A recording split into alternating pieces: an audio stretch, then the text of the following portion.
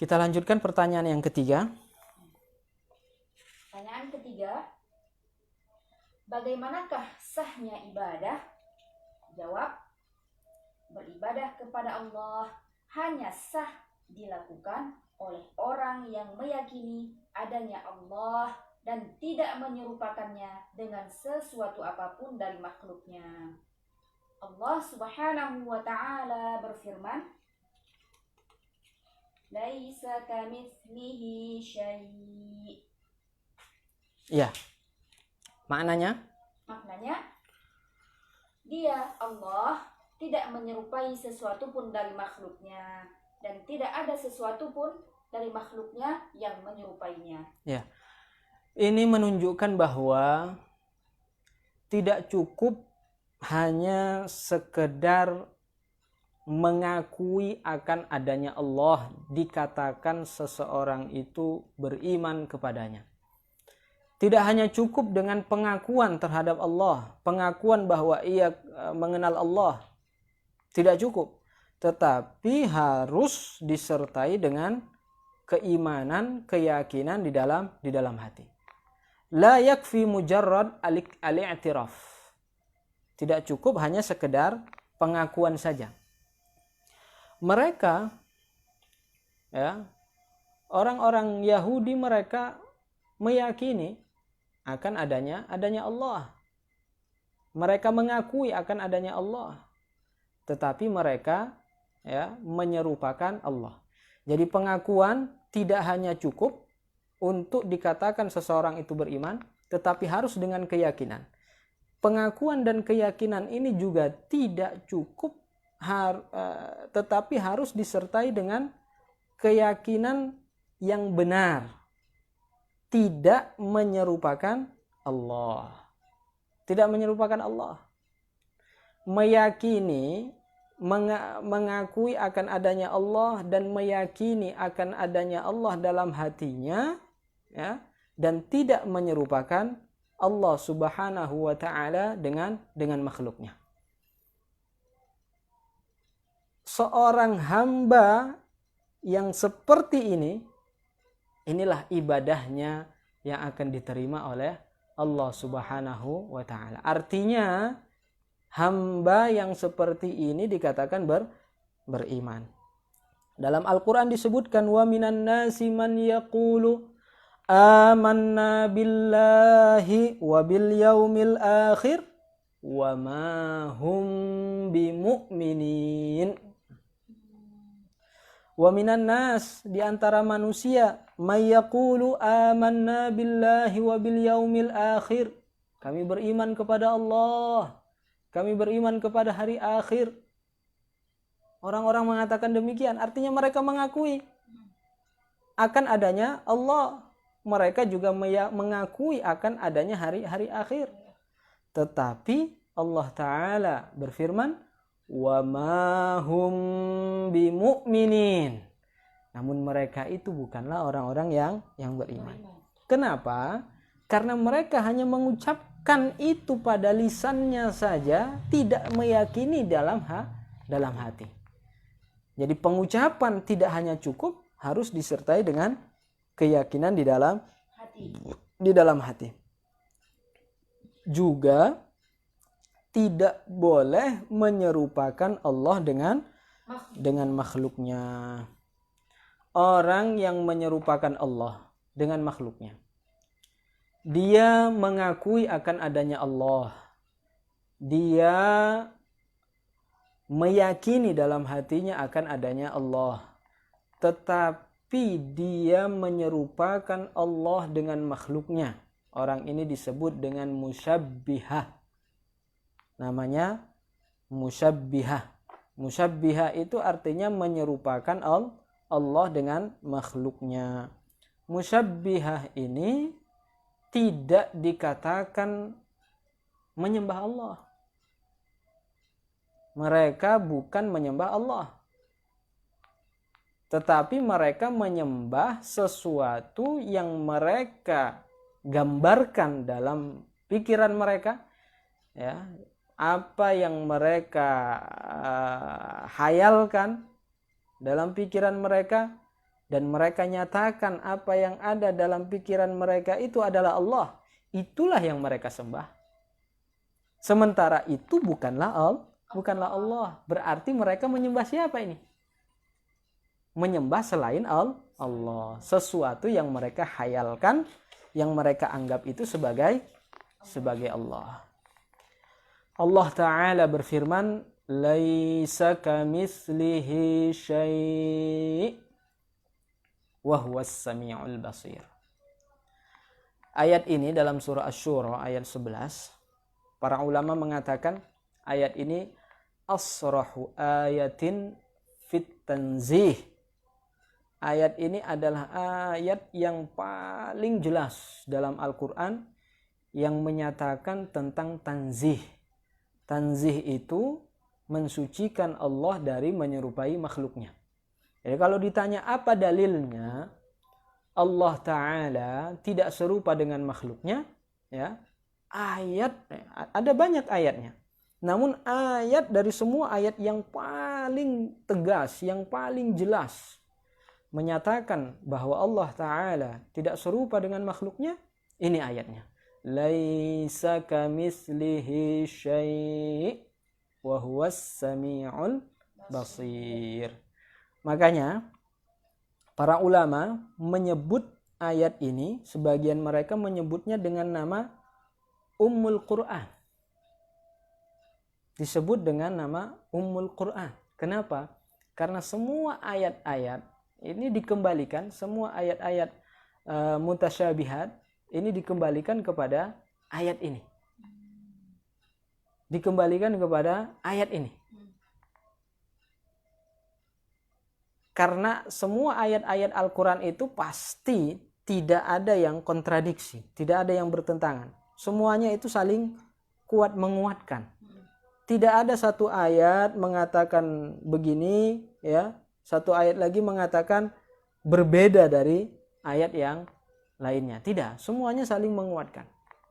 Ayat ini adalah ayat yang paling tegas dalam menyatakan bahwa Allah Ta'ala tidak serupa dengan makhluknya. Sehingga kalau ada ayat yang zahirnya menyatakan Allah Ta'ala serupa dengan makhluknya, ini dikembalikan kepada ayat ini. Supaya maknanya tidak kontradiksi. Masa ada ayat menyatakan Allah tidak serupa dengan makhluknya, kemudian ada ayat lain menyatakan Allah serupa dengan makhluknya. Mustahil terjadi demikian. Sehingga semua ayat itu dikembalikan kepada ayat-ayat ini. Makanya ayat ini disebut namanya dengan nama Ummul Quran. Sebagian para ulama juga mengatakan ayat ini sebagai Al-Hakimah. Ya, sama dengan Ummul Quran tadi, menghakimi. Disebut, sebagian para ulama juga mengatakan bahwa ayat ini disebut dengan nama Al-Kafiyah. Ayat ini disebut dengan nama Al-Kafiyah. Kenapa disebut dengan nama Al-Kafiyah? Karena kafatnal mu'nah. Kafatna al-mu'nah. Ayat ini, ya, cukup kepada kita sebagai bekal. Cukup sebagai bekal bagi kita untuk meyakini bahwa Allah Ta'ala tidak serupa dengan makhluknya. Kalau seandainya tidak ada ayat lain, ya, selain ayat ini sudah cukup. Nggak perlu ayat yang lain. Makanya ketika kita ingin menyatakan tentang Allah Subhanahu wa Ta'ala, cukup kita menyatakan ayat-ayat ini. Cukup. Kalau ada orang yang ingin mengatakan bahwa Allah Ta'ala itu serupa dengan makhluknya misalnya, memiliki bentuk, memiliki ukuran, atau bertempat, berada di satu arah, cukup kita mengucapkan, ya, mengemukakan dalil dari ayat ini saja. Gak perlu banyak ayat kita sebutkan, ayat ini saja. Laisa kamitslihi syai' wa huwas sami'ul basir. Namun anehnya sebagian orang, ya, dan sebagian kelompok menjadikan orang tersebut sebagai rujukannya dalam masalah keyakinan, Ya. Dia mengatakan laisa kamislihi syai' nazhat. Katanya ini ayat tanzih. Mensucikan Allah dari menyerupai makhluknya. Wa huwas sami'ul basir. Syabbahat. Ini menyerupakan Allah dengan makhluknya. Katanya Allah Ta'ala maha mendengar, namun mendengarnya sama seperti mendengarnya makhluk, punya telinga. Maha melihat, sama seperti melihatnya makhluk. Pakai mata. Ini tentu mustahil. Mustahil. Mana mungkin? Mustahil. Ya, masih dalam ayat yang sama, dia mengatakan potongan ayat yang pertama Allah Ta'ala mensucikan zatnya dari menyerupai makhluknya, namun kemudian potongan kedua Allah Ta'ala menyerupakan zatnya dengan makhluknya. Mustahil. Makanya para ulama mengatakan laisa kamitslihi syai' nazzahat wa huwas sami'ul basir. Ini menyatakan sifat ini tidak serupa dengan sifat makhluknya. Karena ayat sebelumnya sudah menyatakan Allah tidak serupa dengan makhluknya. Laisa kamitslihi syai'. Allah Ta'ala tidak serupa dengan sesuatu apapun dari makhluknya. Baik dari satu segi ataupun dari semua segi. Satu segi persamaan saja tidak. Apalagi banyak persamaan. Wa huwas sami'ul basir. Allah Ta'ala maha mendengar. Artinya mendengarnya Allah tidak seperti mendengarnya makhluk. Karena Allah tidak serupa dengan makhluk. Al-Basir, Allah Ta'ala maha melihat. Artinya Allah Ta'ala maha melihat tidak seperti melihatnya makhluk. Karena Allah Ta'ala tidak serupa dengan makhluknya.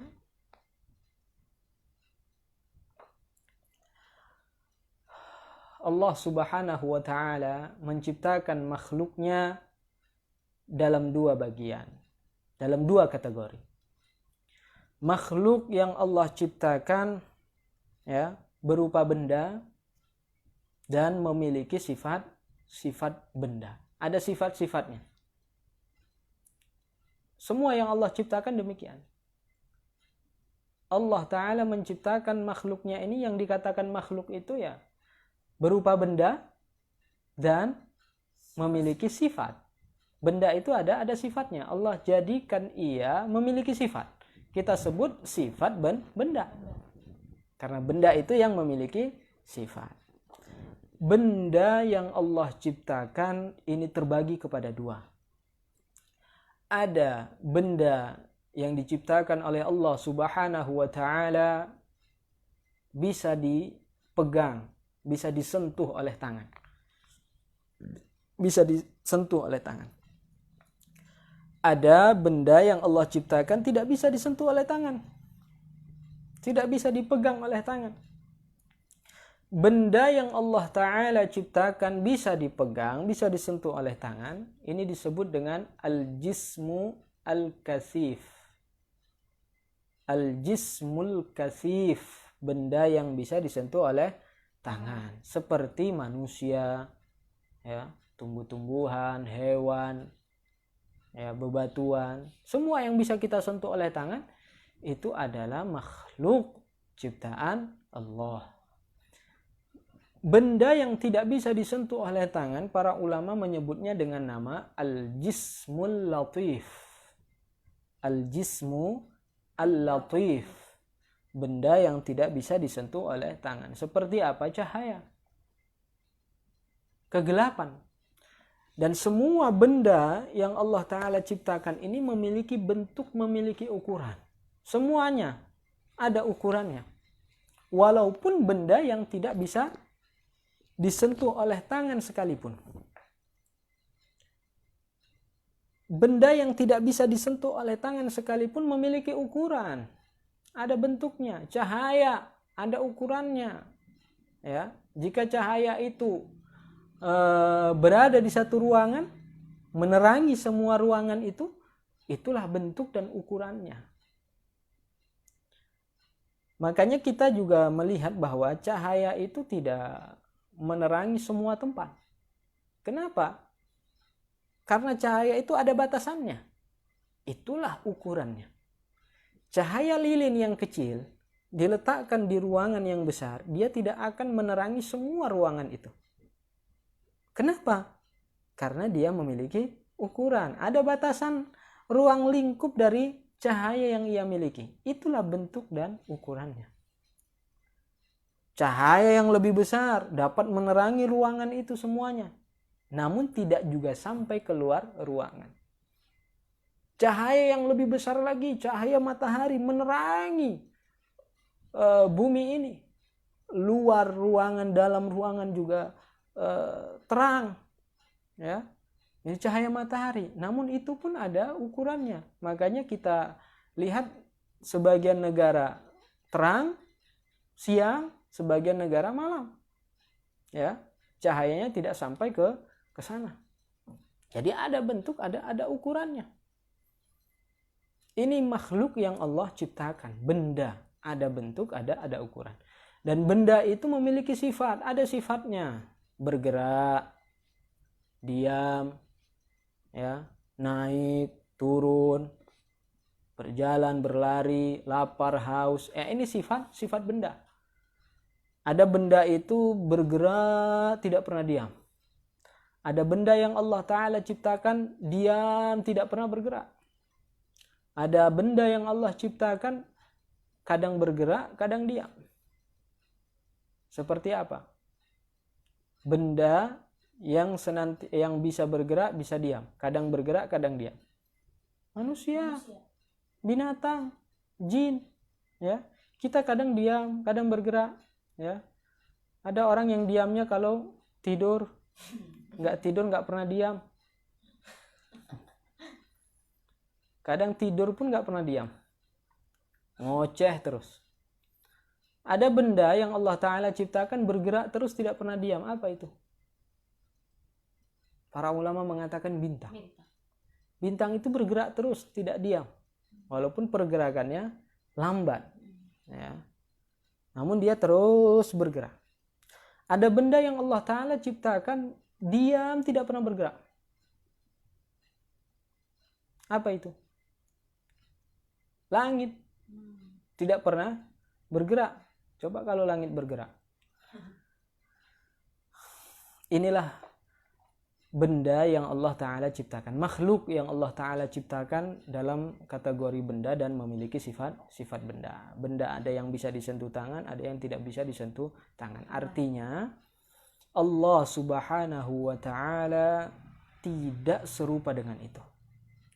Artinya Allah Subhanahu wa Ta'ala bukanlah benda. Tidak boleh kita katakan Allah Ta'ala memiliki bentuk, memiliki ukuran. Tidak boleh kita katakan Allah itu seperti benda yang bisa disentuh oleh tangan atau benda yang tidak bisa disentuh oleh tangan. Makanya tidak boleh kita katakan Allah berupa cahaya, Allah berupa seperti ruh dan yang semisalnya. Tidak juga boleh kita katakan bahwa Allah Ta'ala bersifat sama seperti sifat benda. Tidak boleh kita katakan Allah Ta'ala bergerak atau Allah Ta'ala diam. Tidak boleh kita katakan Allah Subhanahu wa Ta'ala naik, turun. Ya. Tidak boleh kita katakan Allah Ta'ala berada di satu tempat, berada di satu arah. Karena itu semuanya adalah sifat-sifat benda. Cukup ayat yang menyatakan ini semua, ayat yang jelas. Laisa kamitslihi syai' wa huwas samiul basir. Ya. Lanjut. Rasulullah sallallahu alaihi wasallam bersabda, "La fikrata fir Rabb." Rawahu Abul Qasim Al-Ansari. Maknanya, Tuhan tidak bisa dipikirkan atau dibayangkan. Ya. Rasulullah sallallahu alaihi wasallam bersabda dalam riwayat Al-Imam Abul Qasim Al-Ansari, la fikrata fir Rabb. Artinya haram hukumnya untuk memikirkan zat Allah. La fikrata fir Rabb. Tidak boleh memikirkan Allah. Tidak boleh di sini haram. Ya. Haram hukumnya memikirkan zat Allah. Jadi Allah Subhanahu wa taala tidak boleh dipikirkan. Allah sudah kita jelaskan tadi, ya, Allah taala tidak serupa dengan makhluknya. Pemikiran kita, apa yang bisa kita bayangkan, sesuatu yang bisa kita hayalkan adalah sesuatu yang pernah kita lihat ataupun yang sama seperti dengan yang pernah kita lihat. Walaupun kita belum pernah melihatnya. Nah, ini yang bisa kita bayangkan. Sesuatu yang belum pernah kita lihat atau yang sama dengannya pernah kita lihat, ya, ini nggak bisa kita bayangkan. Nggak bisa kita membayangkannya. Makhluk Allah Subhanahu wa ta'ala yang belum pernah kita lihat dan belum pernah ada yang sama yang pernah kita lihat, gak mampu kita membayangkannya. Bagaimana mungkin kita bisa untuk membayangkan zat Allah? Jadi mustahil kita bisa membayangkan zat Allah. Di antara makhluk Allah Subhanahu wa ta'ala ada yang tidak bisa kita bayangkan. Allah Ta'ala berfirman, Alhamdulillahilladzi khalaqas samawati wal ard wa ja'ala dhulumati wan nur. Segala puji bagi Allah yang telah menciptakan langit dan bumi, kemudian menciptakan cahaya dan kegelapan. Wa ja'ala dhulumati wan nur. Menjadikan kegelapan dan cahaya. Nah, ayat ini jelas menyatakan bahwa Allah Ta'ala menciptakan langit, kemudian setelahnya menciptakan bumi. Kemudian setelahnya menciptakan cahaya, menciptakan kegelapan, kemudian menciptakan cahaya. Artinya, Allah Ta'ala menciptakan langit dan bumi, belum ada cahaya, belum ada kegelapan. Bisa nggak kita membayangkan keadaan langit, bumi tanpa ada cahaya, tanpa ada kegelapan? Bisa? Nggak bisa. Nggak mampu kita. Kenapa? Karena yang kita lihat, yang kita saksikan itu sesuatu itu kalau nggak terang ya gelap. Kalau nggak gelap, terang. Ya, kalau nggak terang, gelap. Gelap. Ya. Sesuatu tidak gelap, tidak terang, bisa kita bayangkan? Nggak bisa. Kenapa? Karena nggak pernah kita melihat sesuatu itu kalau nggak gelap terang. Kalau nggak gelap, ya terang. Nggak pernah kita melihat sesuatu itu tidak gelap, tidak terang. Jadi nggak bisa kita membayangkannya. Itu makhluk. Bagaimana zat yang menciptakan makhluk tersebut? Makanya tegas Rasulullah Sallallahu Alaihi Wasallam bersabda, La fikrata fir Rabb. Haram hukumnya, haram hukumnya, ya, memikirkan zat Allah. Diriwayatkan dari Ibnu Abbas radhiyallahu anhuma, beliau berkata, tafakkaru fi kulli syai' wa la tafakkaru fi zatillah. Tafakkaru fi kulli syai'. Pikirkan semua hal. Pikirkan semua hal. Ya. Wa la tafakkaru fi zatillah. Namun jangan pikirkan zat Allah. Ini siapa yang mengatakan? Abdullah ibnu Abbas, turjumanul Quran. Diriwayatkan juga dari Al-Khalifah Ar-Rashid Abu Bakar As-Siddiq radhiyallahu anhu, beliau berkata, Al-ajzu an darakil idraki idraku wal bahsu an zatihi kufrun wa isyraku. Beliau mengatakan al-ajz an idrakil idraki idraku. Idrak, pengetahuan. Orang yang menyatakan dirinya lemah dari mengetahui zat Allah. Artinya, ketika seseorang itu meyakini bahwa kita tidak bisa untuk membayangkan, tidak bisa untuk memikirkan zat Allah, ya, ketika dia mengakui akan hal itu, itulah keimanan. Inilah orang yang dikatakan beriman. Wal bahtsu an zatihi kufrun wa isyraku. Orang yang tidak mengakui akan hal itu, menganggap bahwa dia bisa memikirkan Allah, kemudian dia mencari-cari zat Allah, ini kufrun wa isyraku. Abu Bakar mengatakan, Al-Imam Abu Bakar As-Siddiq mengatakan itu bentuk kekufuran dan kesyirikan. Kufur, kafir orang yang mengatakan atau orang yang meyakini bahwa dia bisa membayangkan zat Allah. Syirik orang yang mencari-cari zat Allah. Jadi kita dalam mengenal Allah Subhanahu wa ta'ala bukan dengan jalan mencari-cari zatnya. Orang yang ingin mengenal Allah Subhanahu wa ta'ala bukan dikatakan pencari Tuhan. Ya, kalimat para pencari Tuhan, ini kalimat yang fatal, salah. Ya, saltot. Salah total. Kenapa? Karena Allah Subhanahu wa ta'ala tidak seperti makhluknya yang bisa dicari. Orang yang ingin mengenal Allah Subhanahu wa ta'ala bukan dengan mencari-cari zatnya. Orang yang ingin mengenal Allah Subhanahu wa ta'ala yaitu dengan mempelajari sifat-sifatnya. Makanya para ulama dalam kitab-kitabnya tentang pengenalan Allah Subhanahu wa ta'ala kepada kita, mengenalkan Allah ta'ala kepada kita, ya, apa yang mereka ajarkan? Sifat-sifatnya. Ilmu tauhid itu apa isinya? Ya, menjelaskan tentang sifat Allah. Orang yang mengerti, orang yang mengetahui sifat-sifat Allah, ya, dia dianggap, ya, dia dikatakan mengenal Allah Subhanahu wa ta'ala. La ya'rifullahi 'alal haqiqati illallah. La ya'rifullaha 'alal haqiqati illallah. Tidak ada yang mengetahui hakikat Allah Subhanahu wa ta'ala selain Allah. Kita saja tidak tahu hakikat kita. Bagaimana kita bisa mengetahui hakikat Allah Subhanahu wa ta'ala? Ya.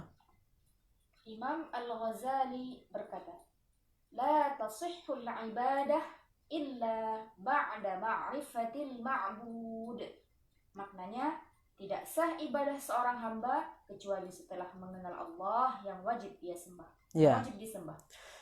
Al-Imam Al-Ghazali beliau mengatakan la tasihhul ibadah illa ba'da ma'rifatil ma'bud. Artinya, ibadah yang dilakukan oleh seorang hamba itu dianggap tidak sah kecuali didasari dengan keimanan. Illa ba'da ma'rifatil ma'bud, kecuali setelah dia mengenal yang disembahnya. Maksudnya apa? Didasari dengan keimanan. Orang yang menyembah Allah tapi tidak beriman dengan Allah tidak diterima ibadahnya. Orang yang menyembah Allah dari orang yang mengenal Allah namun menyerupakan Allah, ini dianggap tidak mengenal Allah. Orang yang menyerupakan Allah dengan makhluknya artinya tidak mengenal Allah. Tidak sah ibadah orang yang menyerupakan Allah dengan makhluknya. Namun ibadah tersebut dianggap sah, diterima oleh Allah Subhanahu wa ta'ala, dan dia akan mendapatkan ganjaran baik dari Allah Subhanahu wa ta'ala sesuai dengan janjinya. Ini jika dilakukan oleh seorang yang beriman.